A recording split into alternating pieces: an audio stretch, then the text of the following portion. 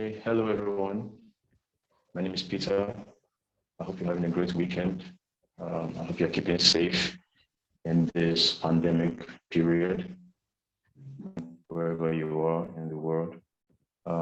Welcome to this seminar session where we'll be talking about biosecurity, and the topic is maximizing production by optimizing animal disease prevention. It's hosted live by Sector Green, which is represented here by Mr. Etienne. So I will not take much of your time. My name is Peter. Please remember that our session is going on. You can join the conversation by asking the question using the question and answer icon, or you can ask a question by the chat section. So without further ado, let me please invite Etienne to give his presentation. Mr. Etienne. Yeah, thank you, Peter. Thank you so much. I would like to know if everybody can hear me. Peter, can you hear me? Yeah, we can hear you, Etienne. All right, awesome. Hi, everyone. I'm Etienne. I'm a sustainable agriculture and co-founder of Sector Green Limited. Sector Green Limited is a sustainability-driven, agro-based company dedicated to providing improved agricultural solutions through biosecurity recommendations and usable waste management systems. One of the things that has necessitated this training is the inquiries from our network of farmers to train them on best biosecurity practices that would, enable them ensure a biosecure or disease-secure farm for them. So without much ado, we'll just get right into it. So I started by explaining what Sector Green is. It's a limited, it's a sustainability-driven agro-based company dedicated to providing improved agricultural solutions through biosecurity recommendations and usable waste management systems. We work with crop farmers, animal farmers, and meat producers to help them boost production output, create an efficient workflow across the production chain, and maximize profit without compromising standard quality. Our vision as a company is to create a system of industrial ecology in agriculture such that little or nothing goes to waste and resources are improved upon. Our services as a company include biosecurity recommendations and complete disease control system setup, as well as training of staff. Compost and mulch creation from organic waste, silage feed for ruminants using crop byproducts, biogas generation from organic waste as renewable energy, black soldier fly production from organic waste as alternative protein sources for poultry, for piggery, and for aquaculture. Now we'll get right into the introduction. Animal farmers worldwide encounter a variety of challenges ranging from feed ingredient scarcity leading to high cost of feed, unfavorable government policies that impede upscaling and productivity, etc. All of these disease outbreaks, out of all these, disease outbreaks ranks highest in terms of devastating effects. The chart on the slide shows a report. The chart on the slide shows a report of the World Organization for Animal Health and explains between 2016 and 2020 the effect of African swine fever on Africa, Asia, Europe, and gives a total. African swine fever and even influenza are quite popular diseases that the world battles at the moment. And we've had to, in the last 6 months, we at Sector Green have had to deal, help various farmers, mostly pig farmers, battle the outbreaks on their farm outbreak of African swine fever on their farms. We've had to do biosecurity overhaul systems. We've had to do deep disinfections and the rest. And we have also understood that very, very simple details in biosecurity were avoided, which led to the outbreaks on their farms. So we'll talk about the problem real quick. So what's the problem exactly? Now, from working with our network of farmers over the years, we realized that most farmers know that diseases can be handled by preventive measures, but still lay emphasis on treating a problem instead of avoiding it altogether. When invited to farms that have been hit by outbreaks, apart from realizing that most of these farms, did not take biosecurity measures, we realized that they also focused on some details in biosecurity and avoided other details. a very good example of this would be when there's an outbreak or before the outbreak, most farmers focus on having an effective disinfection system, but do not ensure that the first line of defense of the farm, biosecurity defense of the farm, which is the farm buffer area, is not biosecure. And so when your first line of defense is faulty or is compromised, you are definitely going to have an outbreak on your farm. So like I said on this slide, generally farmers are more knowledgeable in management practices, but lack the understanding on how to create an ideal biosecurity system on the farm. Now, it has become important that most animal farmers aren't informed, and they need that information, and they need to also be reorientated about the methods and benefits of disease control on their farms, which will greatly help them to preserve the health of the animals as well as the overall farm investment. Now, what would you stand to gain out of this webinar? I would like you to be on the lookout for a couple of things which I've been mentioning right now, which will be your take home from this webinar. And they include, but then before I go on, I'd like us to understand that biosecurity is not a one-size-fits-all. A biosecurity system is not a one-size-fits-all. And so what this webinar is going to help do is going to help equip you for being to be able to create a tailor-made biosecurity system for your farm. And so we'll be going through the rudiments and everything that you need to know about that. So the aim of this webinar is to help you understand the following: the rudiments of disease control and biosecurity, the identification and implementation of farm buffer area and line of separation systems, which will be discussed later in the webinar. We're also going to be talking about the importance of ideal quarantine systems, and also we'll be doing a brief introduction to hazard analysis critical control points, which is HACCP, and also cleaning and disinfection practices. So like I said, with this information, you can draw out a tailor-made biosecurity plan for your animal farm or processing plants. So we'll go straight to it. What is biosecurity? Every measure taken to protect plants, animals, and humans from pathogen introduction and disease outbreak can be referred to as biosecurity. Having an effective biosecurity system in your farm is more like an insurance policy. And so you cannot afford to not have it. No one goes into an investment without ensuring that insurance is in place, because then it's a ticking bomb.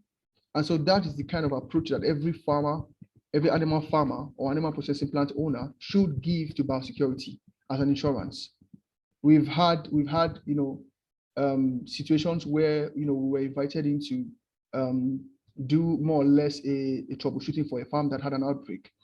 And we would see, let's say, poultry farms with about 50,000 birds, and they barely have disinfectants and detergents for washing, or they barely have effective food tips in place.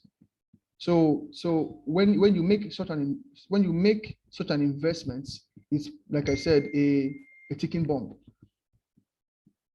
Now we'll be going on to the components of disease control. We're going on to the components of disease control. There are three components of disease control. We have the management, biosecurity, and vaccination or medication. These three components come together to form what I refer to as the disease control chain. And so the disease control chain, like I said, is made up of the vaccination or medication, management, and biosecurity. And so these three form a strong bond that when the link is broken, is going to definitely lead to an outbreak on the farm. All components play a vital role in ensuring the balance needed for disease control, and these practices are the duty of every farm personnel. Ensuring that effective biosecurity is put in place or adhering to biosecurity practices on a farm is the duty of every personnel on the farm, from the farm owner or CEO or GM down to the least person on the farm, who would maybe the contract or whatever, the contract staff or the attendant. Everybody should, take it seriously. Now, management in this context refers to farm operations and general work culture that drives the farm. All right, and then we have the biosecurity system put in place. Now, the biosecurity in this particular context refers to biosecurity practices that are put in place to ensure that the farm is biosecure, or more or less to ensure that there is disease control systems on the farm. There are disease control systems on the farm. Lastly, we have the medication and vaccination. Now, what that refers to is the storage of your medication and your vaccination, the expiry date, ensuring that it's not expired, and also the cold chain of the vaccines, ensuring that the cold chain of the vaccine is not broken. We've seen situations where farmers with very good biosecurity systems in place, but then they happen to buy their vaccines from non-registered suppliers, and this was detrimental to the health of the animals. Now, what's the importance of biosecurity exactly? Why are the buzz about biosecurity? We'll be going through three major things. Now, firstly, biosecurity is to prevent outbreak. In 2015, 50 million birds were lost to avian influenza across 21 states in the US alone. And so you can imagine, it started from Iowa, the state of Iowa, and then it spread across to other states. And it was detrimental to the farmers in the state. And so most of which could be prevented, especially for diseases that do not have a treatment, like avian influenza and African swine fever. The best you can do is to ensure that there is a biosecurity system put in place to reduce to the barest minimum an outbreak. Also, we have the economic importance. Implementation of standard biosecurity practices amounts to about maximum 10% of the overhead running cost. And so, to ensure that your farm is free of diseases, most you're going to spend is about 10% of what you're going to spend in running the farm. But then imagine the cost, of, first of all, in the loss, and second of all, trying to rescue the animals that do not die from, that more or less, I would say, survive the disease outbreak. It will cost you way more. And so disease outbreaks can definitely wipe out entire investments. We've seen it severally. Like I said about the last 6 months, we had to do with several farmers. And one very interesting thing that we realized is that it's always a situation of regret, in not ensuring that ensuring that biosecurity systems were put in place. And lastly, one of the reasons for importance of having a biosecure animal farm is zoonosis. So zoonosis is animal to man disease transmission or vice versa. And there are a couple of diseases that can affect man that affect animals. We have the likes of avian influenza. We also have the likes of brucellosis in cattle, which is caused by the bacteria Brucella abortus.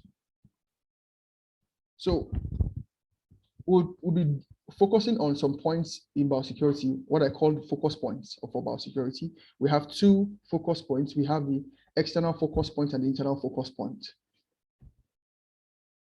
So for the external focus point, we're going to focus on exterior biosecurity. So the external biosecurity focus points refer to every biosecurity protocol established outside the animal pens to prevent the introduction of diseases or pathogens from external sources.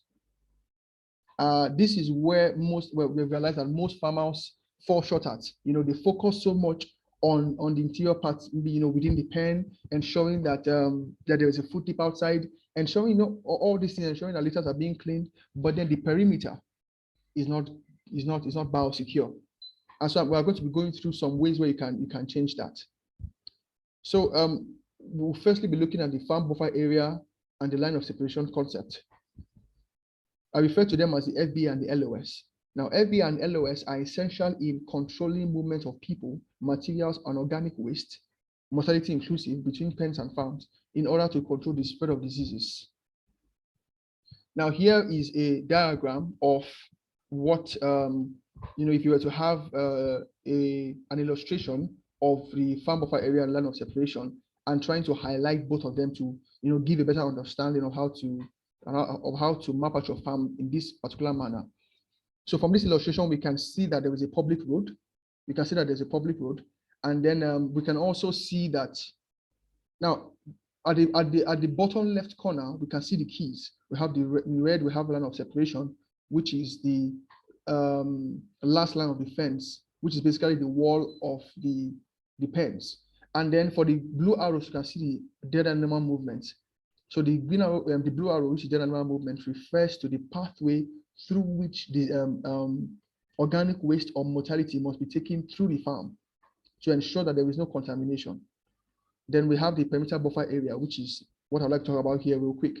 So the perimeter buffer area, which is in green, refers to the perimeter buffer area refers to the perimeter of the farm or the environment of the farm after the gate. So this is your first line of defense. Now, if you notice from this diagram, we have the vehicle spray system. And so every vehicle that you know is to gain entrance into the farm must be disinfected to ensure that it doesn't serve as a vector for pathogens. And so we also have the waste or dead animal collection container, which is just outside the farm buffer area.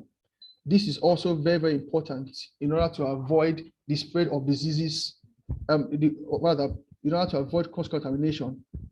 On the left, we have the quarantine pen, which I'm going to be explaining later on the reason why a quarantine pen should be created. Other things I think we have here are the employee building, which is important for where the employees will change. And like I also said about the line of separation, it is the last line of defense, which is the wall of the enclosure or the wall of the pen. Now the FBA, we're talking about the FBA right now. The FBA is the first line of defense against introduction of pathogens into the farm. It represents the perimeter of the farm. Most farmers do not take time to ensure that the perimeter of their farm is biosecure. And so, like I earlier said, they focus mostly on the interior part, which is the inside of the pen. And so, if the inside of your pen is your first line of your defense, you're definitely going to have a porous system. And so, I'll be taking us through ways where we can ensure that the farm buffer area is biosecure. So, firstly, we have the farm sales points, which should be located outside the farm buffer area. Very, very important to avoid strangers or to avoid visitors that are coming into your farm. So it's important that you have the farm buffer area outside the sales points outside the farm. And also we have the truck dip where vehicles are to be well disinfected before allowed entry. It is important that they are disinfected. So the two ways you can do this is to have either you have a truck dip or you have a vehicle spray system. Those are the ways you can ensure that your vehicle is, that you can ensure that vehicles are disinfected before allowed entry into the farm. And also, thirdly, we have visitors must be screened to ensure that they are not visited on any other farm within the last 24 to 48 hours. Now, someone might ask, oh, why do you need the history of people, their movement history? Now, the reason why you need the movement history is because you want to be sure, for example, if you have a poultry farm, you want to be sure that that persons who gain entrance into your poultry farm have not been into other poultry farms in the last 24 to 48 hours, because then they are basically going to serve as potential vectors of pathogens. The same goes to if you have a piggery farm, a cattle farm, or whatever. So also, record of the visitors will be put in what I refer to as the visitor logbook. It should be kept, so when they are screened, and records will have to be taken, because you may have to refer to records later in the future. Then we have the mortality collection system, which must be outside the farm buffer area. Your mortality collection system must be outside the farm buffer area in order to avoid contamination, and in order to avoid the persons who have to come to the farm to pack all the waste and take it out of the farm somewhere else, to avoid them getting entrance into the farm. It's better when your waste collection system is just outside. Now, it's also important to note that a complete control of disease introduction through the farm buffer area is not possible, but it helps to reduce the pathogen load in the perimeter or environment. And so you cannot 100% ensure that that pathogens are not introduced into the farm buffer area, which is the perimeter, but you can ensure or reduce to a very good percentage the pathogen load in the perimeter or the environment. Now we have the line of separation, which is the last line of defense, and should also be treated as a critical point. Later on, I'm going to be, in this webinar, I'm going to be talking about the critical control points and how, and why they are effective in ensuring that your biosecurity system is very effective. So the line of separation is an imaginary line in which is represented by the walls of the pens or enclosures. A strict biosecurity procedure must be implemented before individuals are allowed to cross the line of separation. Now, firstly, for your line of separation, you have the shower-in facilities which must be available and followed. Every person who is to gain entrance into the pen through the line of separation must go through the shower-in facilities, be staff or visitors. And I will always advise farmers to not allow visitors get entrance into their pen. But then if it's a situation where you cannot avoid it, where it's necessary, then you just have to do it. Then we have hand wash and change of clothing, which is very, very important. It's important that that hand washes be at every entrance. And so at every entrance of the farm, you need to have hand wash stations, and you also need to have food dip stations at every entrance into the farm. Now we have all personal effects which must be removed and sterilized. Every entrance into the LOS must have sterilizing machines where personal effects of people must be sterilized. Now all equipment that cross the line of separation must be disinfected. Every equipment that cross the line of separation you must ensure that they are disinfected against diseases. This is to ensure that you don't have cross contamination. Now we also have the sharing of materials between pens, which must be prohibited. This is one mistake that farmers make. Every pen must have designated materials, be it cleaning materials, be it materials like feeding trough, the drinking trough.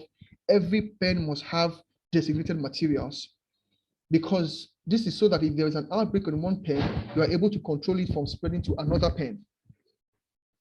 Now this illustration here shows the line of separation.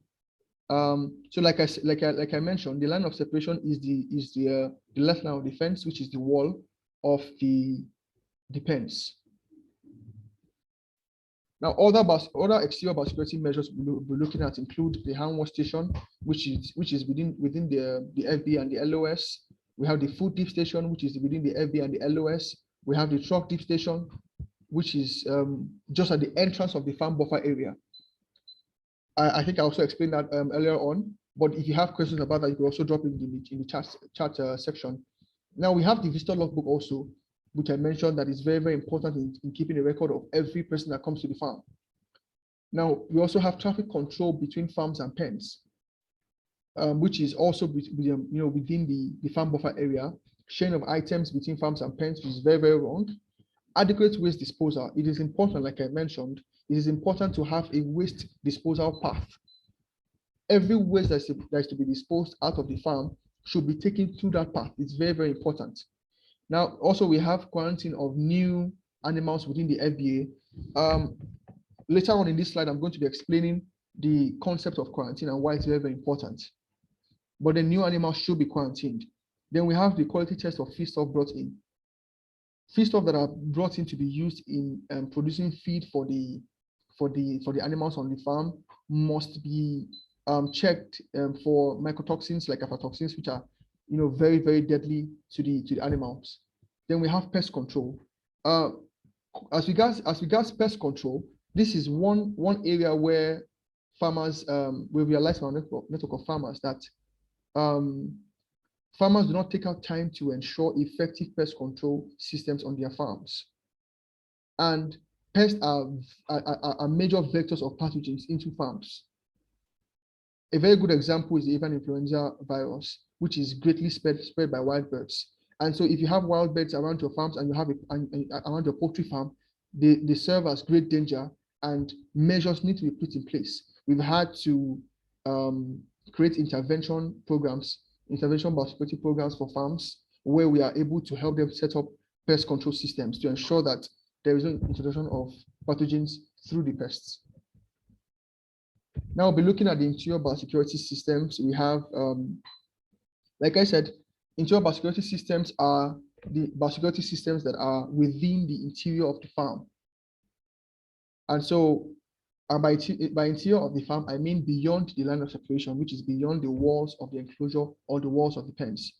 Now we have disinfection of pens before stocking and the history of new stock to make sure that they're healthy. So I'll explain that in a bit.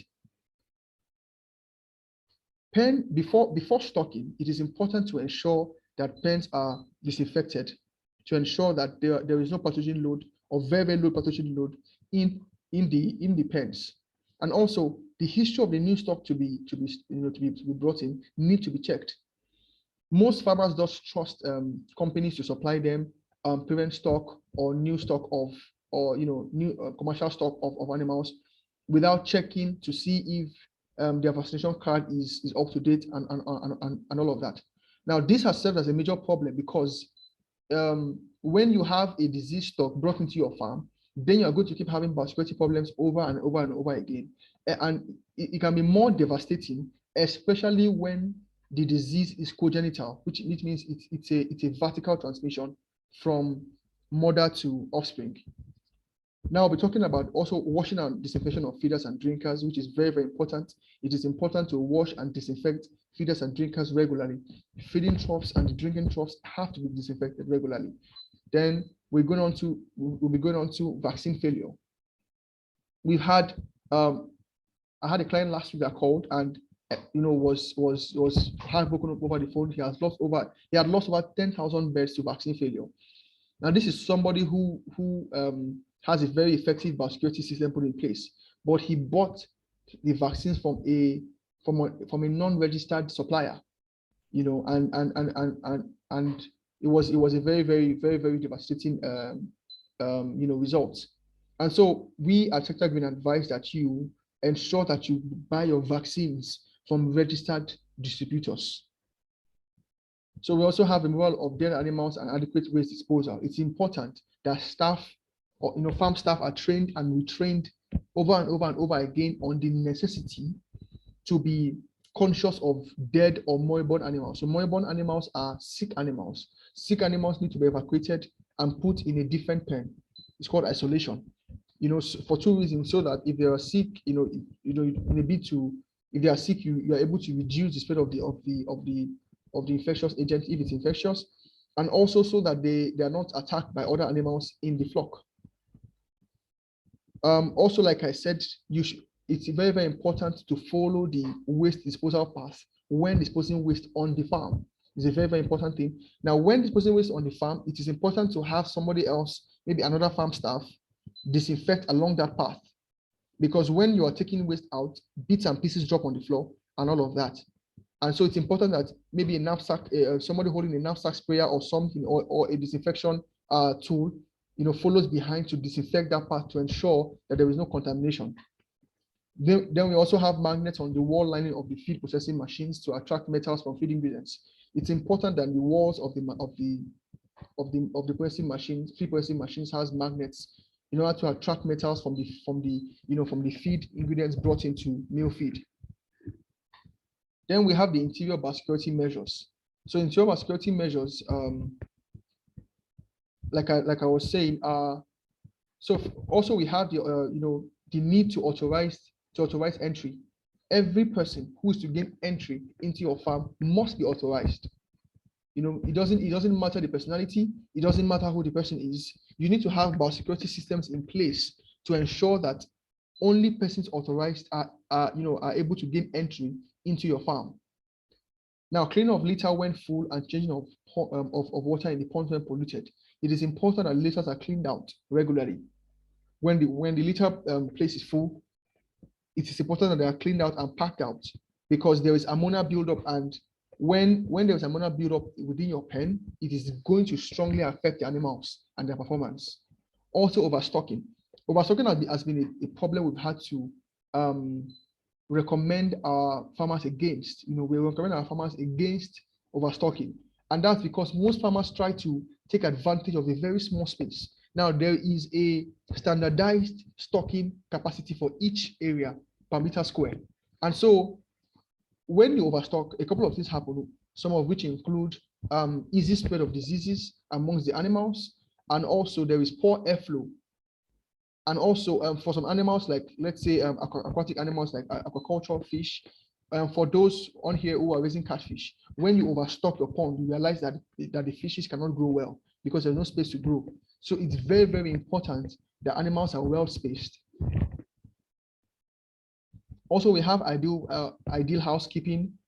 It's important to ensure ideal housekeeping on your farm because pathogens can thrive in reservoirs. It is very, very, very important to have ideal housekeeping on your farms.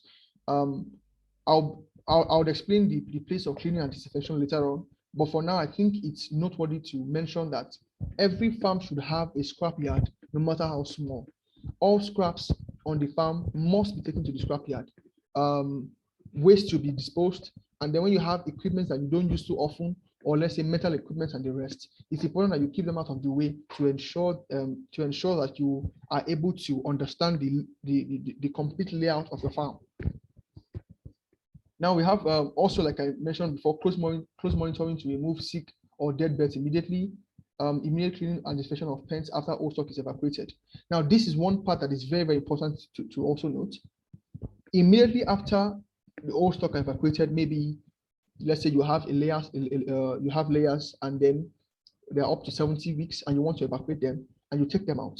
It is important that you clean and disinfect immediately.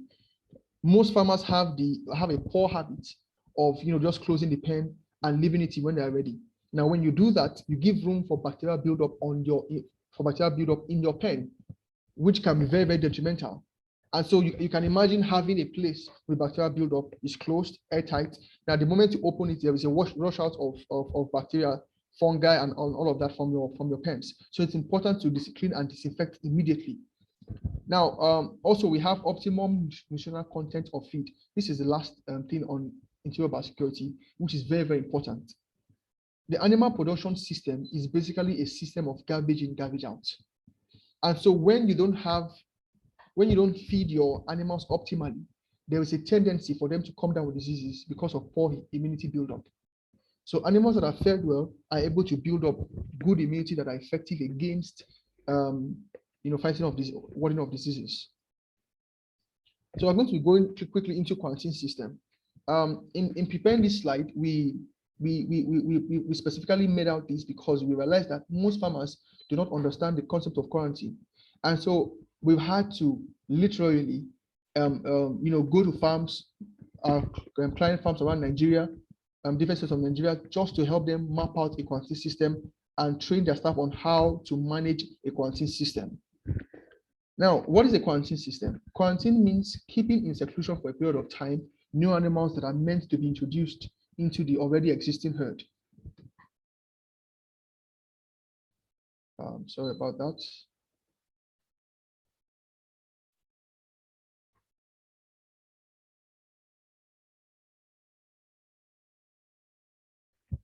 Okay, sorry about that. I apologize. So quarantine means keeping in seclusion for a period of time, new animals that are meant to be introduced into the already existing herd. Now, this practice is a preventive process against the spread of infectious diseases within a healthy population. And so what is the basic understanding of quarantine systems? When you want to introduce new stock into your farm, or you want to, let's say a new stock, you want to start from the beginning, let's say you want to bring in day-old chicks or day-old animals, or you want to restock. Let's say you have a herd of animals, you have cattle or piggery or pigs or poultry, and you realize that your males are not coming forth and you want to bring in new males, for example, in order to make your flock more vibrant. It is important that you ensure that they're put in quarantine where you're able to understudy them before they are being introduced into the pen. Now, like I said, this practice is not a treatment, it's a preventive process against the spread of infectious diseases from the new stock. So also, quarantine should not be confused with isolation. In quarantine, new stock of animals are separated from already existing animals for a period of time before introduction, like I explained, especially when suspected to have been exposed to infectious diseases. Now, we realize that most farmers that understand what quarantine means engage quarantine only when they suspect that the animals are diseased or they're infected.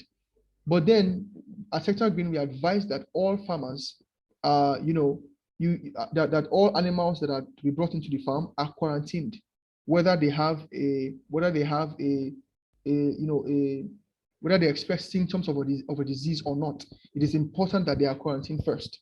Now, on the other hand, isolation, which I was trying to explain the difference, is the separation of animals on the farm exhibiting signs of infectious diseases. So earlier on, if you remember, I mentioned that moribund animals should be called. So calling or isolation is the process of separating animals that are showing signs or symptoms of diseases. So that's isolation, which is very, very different from the concept of quarantine.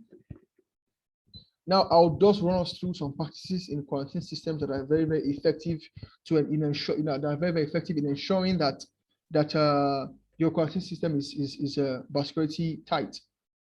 Firstly, you need to ensure that you know the health history of new stocks to be brought into the farm. This is a very, very important thing to do, and it's appalling to realize that most farmers do not go the extra lengths to ensure that they have the health history of the new stock to be brought into the farm. Also, the quarantine period the quarantine period must be based on the incubation periods of the suspected diseases. Different diseases have different incubation periods, and so we also advise that if no disease is suspected, 10 days will do. And so, in essence, what I mean is this: when you have, for example, if you were to bring in birds and you suspect them of having a particular disease, it is best that you first of all understand the incubation period for that disease, and then that will determine the length of time you're going to keep those animals in quarantine. Now, if no disease is suspected, 10 days will do. But we advise that every animal to be brought into the farm should be put in quarantine to ensure that you are better safe than sorry.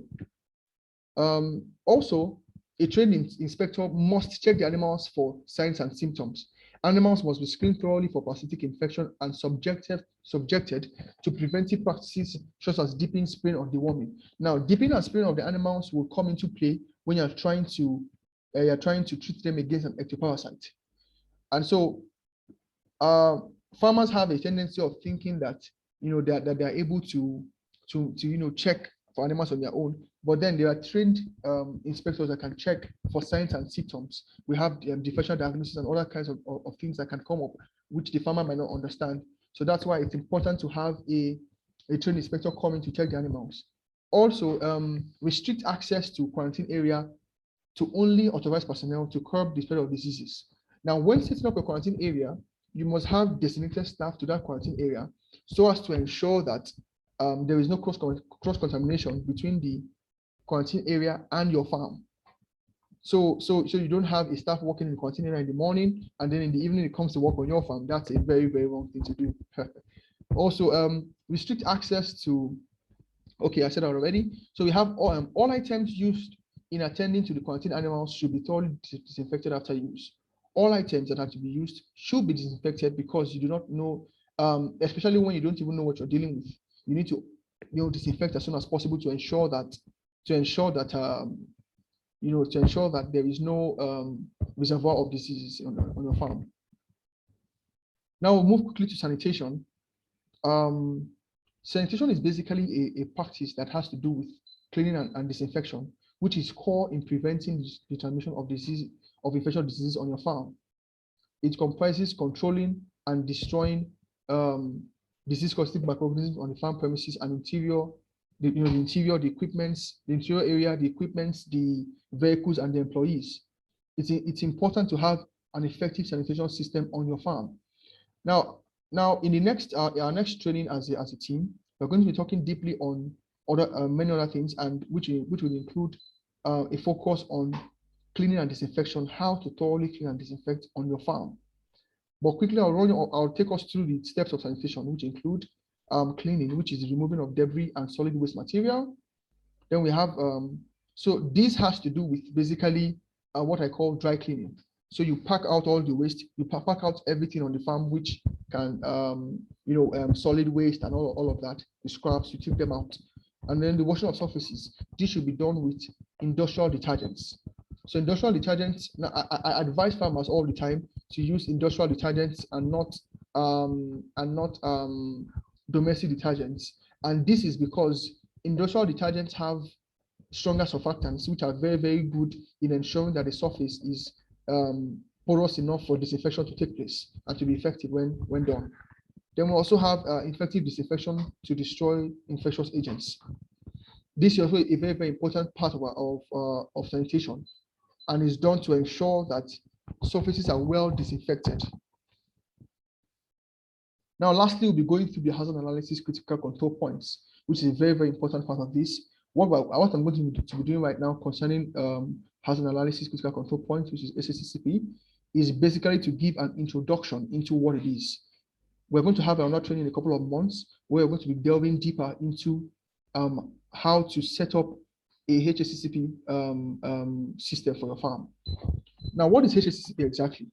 HACCP is the application of logic, which is common sense and science, in creating a preventive system that ensures animal and food quality and safety through the entire production and processing chain.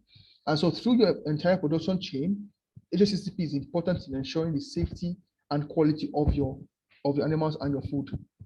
Now, HA in HACCP stands for hazard analysis, which stands for the application of logic in identifying the where and the how of the potential hazards and outbreak points throughout the production and processing chain.